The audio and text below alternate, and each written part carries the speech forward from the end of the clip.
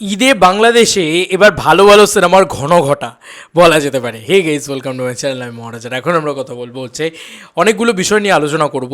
দাগির English teaser নিয়ে আলোচনা করব, চক্কর ৩০২-এর অ্যানাউন্সমেন্ট নিয়ে আলোচনা করব, যেখানে মোশাররফ করিমের মতন বড় ডিরেক্টর, বড় অভিনেতারা রয়েছেন। মোশাররফ করিম অসাধারণ অভিনেতা, এটা নিয়ে কোনো সন্দেহ নেই। এবং জঙ্গলিরও কিন্তু আপডেট দেবো। তো তিনটে বড় ঈদের রিলিজের কিন্তু আপডেট দেবো। বলা যেতে পারে মেগাস্টার শাকিব খান বাদ দিয়ে সবাই রয়েছেন আর কি এই ভিডিওর ভিতরে। তো প্রথমত আমরা চক্কর ৩০২ নিয়ে কথা বলি। এর একটা অ্যানাউন্সমেন্ট টিজার এসছে, ডিরেক্টরকে বেঁধে রাখা হয়েছে এবং মোশাররফ করিম এসে বলছে যে এত কষ্ট আমাকে কেন দিয়েছো। তো এত ভালো একটা অ্যানাউন্সমেন্ট টিজার হয়েছে। সিরিয়াসলি বাংলা সিনেমাতে এত ভালো অ্যানাউন্সমেন্ট টিজার আমরা দেখি না ন্যাচারালি। মানে এত ভালো পারফরমেন্স দিয়েছে মোশাররফ করিম। প্রথম মানে মিনিমাম আমি বলছি ২০-৩০ সেকেন্ড বোঝাই যাচ্ছে না যে ভাই এটা সিনেমা চলছে, সিরিজ চলছে না, মানে মোশাররফ করিম জাস্ট একটা অ্যানাউন্সমেন্ট প্রমোশন করছে। তো প্রমোশন আইডিয়াটা প্রচণ্ড ইউনিক ছিল, দারুণ লেগেছে এবং সেটা দেখতেও ভীষণ ভালো লেগেছে। এবং ডিরেক্টর বলছে যে মানে মোশাররফ করিম শুধু নাটক করছে, করছে, মানে দুজনকে একটা পোক করছে, ঠিক আছে। আমরা কয়েকদিন আগে জেলারের একটা অ্যানাউন্সমেন্ট দেখলাম না, সবাইকে একটা পোক করছে, ইত্যাদি করছে, বেশ ডার্ক কমেডির ভাইবস দেওয়া হয়েছিল। এক্ষেত্রেও কিন্তু সেরকম, মানে এই যে ডিরেক্টর, উনি যে ডিরেক্টর, আমার নামটা যেহেতু এক্স্যাক্ট জানি না সেহেতু আমি বলতে চাই না, তবে মোশাররফ করিম বলছে তুমি অভিনয়টা ভালো করতে পারো না, কিন্তু দর্শক তোমাকে অ্যাকসেপ্ট করে নিয়েছে। এর থেকে বড় আর কি হতে পারে। এবং সত্যি বাংলাদেশে নাকি উনি বেশ মানে সেলিব্রেটেড একজন অ্যাক্টর এবং ভালো নির্মাতাও আর কি। তো চক্কর ৩০২ নামটা শুনে কি বোঝা যাচ্ছে যে চক্কর কাটতে হবে এই ৩০২ ধারায়, ফাঁসির ধারা এটা একটা।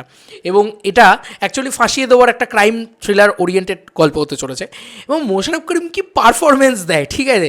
ছোটো জায়গায় মানে যেভাবে শুরু করলো এত ভালো পারফরমেন্স দিয়েছে। বাদাম খাবে দিয়ে বাদাম খাচ্ছে, ওই যে ও তুমি তো আবার এখন বাদাম খাও না। এত সুন্দর মানে মেটা রিজনের ডায়লগ বলো, এ বলো, খুব সুন্দরভাবে অ্যানাউন্সমেন্ট টিজারটা করা হয়েছে। বাংলা ছবিতে যেরকম হতে পারে সিরিয়াসলি বলছি আমি ভাবতে পারিনি।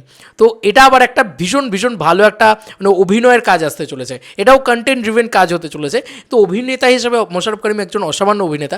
তো অভিনেতা মোশাররফ করিমের কাজ আসছে এবং গল্পটাও খুব আশা করি ভালো হবে। প্রত্যেকটা কাজই ঈদের যেগুলো রিলিজ হচ্ছে সেগুলোই ক্রাইম ওরিয়েন্টেড, একমাত্র জঙ্গলি বাদ দিয়ে বোধহয়। জঙ্গলিতেও জানি না, আজকে টিজার আসতে চলেছে, জঙ্গলির আপডেটও দেবো, আসছি সমস্ত বিষয়। তবে মানে আমার এই চক্কর ৩০২-এর টিজারটা মানে অ্যানাউন্সমেন্ট টিজারটা দারুণ লেগেছে। টিজার আসতে চলেছে চক্কর ৩০২-এর। টিজার আসলে আমরা টিজার দেখবো এবং টিজার দেখে আমি খুব এক্সাইটেড হয়ে যাবো, আমি শর্ট। কারণ ভাই মোশাররফ করিম খুব খারাপ ছবিকেও ভালো অভিনয় দিয়ে বার করে দেয়। এবং ওসি হারুনের কথা মনে আছে তো। আর মোশাররফ করিমের প্রচুর জিনিস, ছোটো ক্লিপ ভাইরাল হয়। তো মোশাররফ করিমের জন্য আমি খুব ওয়েট করে আছি, খুব ওয়েট করে বসে আছি এই টিজারটাও দেখার জন্য। মানে এবারে ঈদে বাংলাদেশে সব তাবড় সব ভালো ছবি আসছে। আমি সত্যি ভাবছি মানে প্রত্যেকটা ছবি কিন্তু এ বলে আমায় দেখ, ও বলে আমায় দেখ। আমি জানি বরবাদ সবথেকে হাই বাজেটের ছবি, সবথেকে বেশি ব্যবসা করবে। এই ছবিটাও না একটু হল পাওয়া উচিত বাংলাদেশে এবং একটু ব্যবসা করা উচিত। এই ছবিটাও ভালো হবে বলে মনে হচ্ছে। প্রথমত আমার মানে এই ইউনিক অ্যানাউন্সমেন্টের জন্য আমার ভীষণ ভালো লেগেছে। দ্বিতীয়ত আমরা যেটা নিয়ে কথা বলবো সেটা হচ্ছে দাগির অ্যানাউন্সমেন্ট টিজার। ইয়েস বন্ধুরা, দাগির অ্যানাউন্সমেন্ট টিজার বলছি। দাগির অলরেডি একটা দারুণ জিনিস আমাকে পাঠিয়েছেন নাকিব খান। ইয়েস, আফরান নিশো ফ্যান এবং দেবদারও ফ্যান বলা যেতে পারে। তিনি আমাকে দারুণ জিনিস একটা পাঠান এবং সেটাতে অলরেডি দাগির কিন্তু একটা দারুণ ইংলিশ টিজার দেখা যাচ্ছে। এই যে আমরা পাশে দেখাই, Jerry always told me, Nishan, find a goal in life. দারুণ মানে এটা অ্যাকচুয়ালি আমি পুরোটা দেখালাম না, তোমাদেরকে কপিরাইট ইস্যু হতে পারে। তো এখানে যে মিমিক্রিটা করেছে এটা একটা ফ্যানমেড, ঠিক আছে। কিন্তু যে মিমিক্রিটা করেছে বা যে অ্যাকচুয়ালি নিশোর গলাটা করেছে, আফরান নিশো, তার গলা করা কিন্তু খুব ডিফিকাল্ট। তো গলাতেই কিন্তু আসল অভিনয় লুকিয়ে থাকে।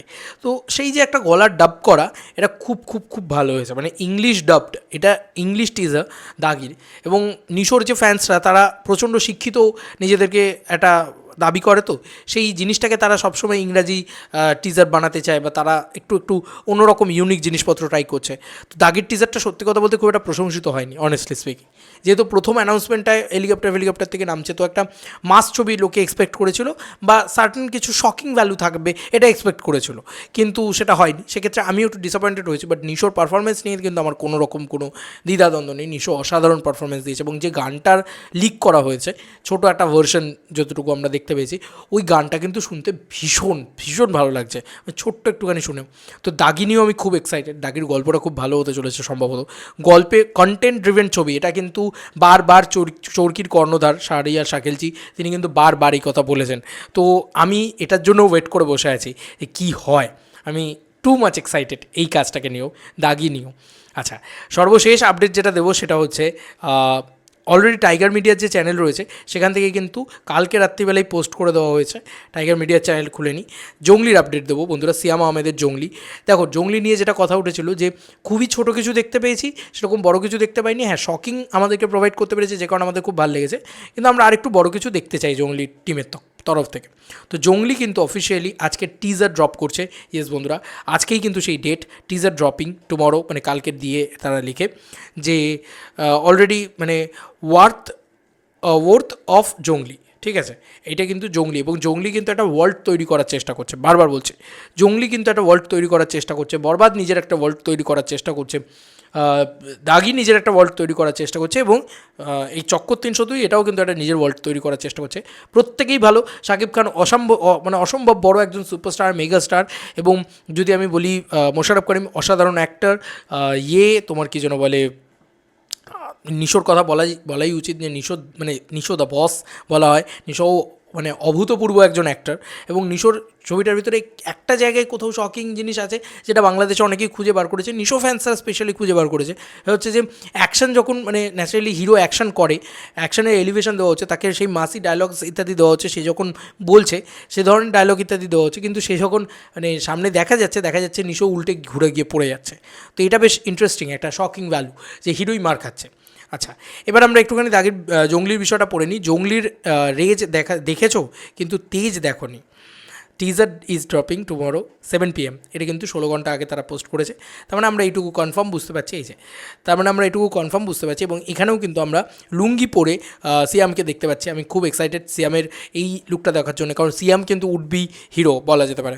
তো দেখা যাক, মানে তুমি জঙ্গলির রেজ দেখেছো কিন্তু এখনও তেজ দেখোনি, তেজটা দেখি আমরা কেমন লাগে দেখি, কারণ জঙ্গলি নিয়েও আমি প্রচণ্ড আশাবাদী। জঙ্গলি একটা মারাত্মক কিছু হোক, এটা আমি চাই। জঙ্গলির অ্যানাউন্সমেন্ট টিজার বা যে প্রি টিজার যেটাকে বলা যেতে পারে, সেটা খুব ভালো হয়েছিল। এবার দেখা যাক যে আজকে টিজার ড্রপ করছে ঠিক সন্ধ্যে 7টার সময়, মানে বাংলাদেশি টাইম সন্ধ্যে 7টা, মানে আমাদের টাইম হচ্ছে 6:30। আমি আজকে ওয়েট করে বসে থাকবো এই টিজারটা দেখার জন্য, কারণ আশা করা যায় যে আবার কিছু শকিং মোমেন্ট পাবো, বা একটা মারাত্মক কিছু পাবো, এবং মানে ওয়ার্ল্ডটা সম্পর্কে একটা ধারণা পাবো, ঠিক আছে।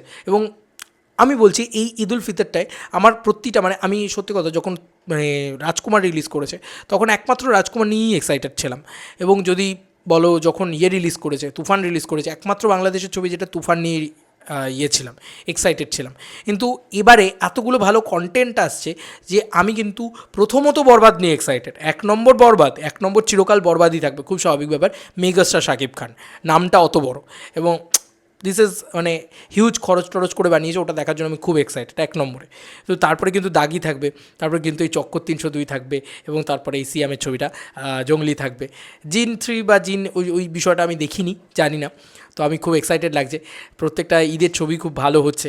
দেখা যাক বাংলাদেশে এরকমভাবেই একটা কামব্যাক হয় কিনা, কারণ প্রত্যেকটা ছবি যদি দারুণ ব্যবসা করে তাহলে বাংলাদেশ ইন্ডাস্ট্রি কিন্তু কামব্যাক করে যাবে। তোমাদের আর কি মতামত জানিও কমেন্ট সেকশনে। চলো বন্ধুরা, নতুন কোনো ভিডিওতে দেখা হবে, বাই।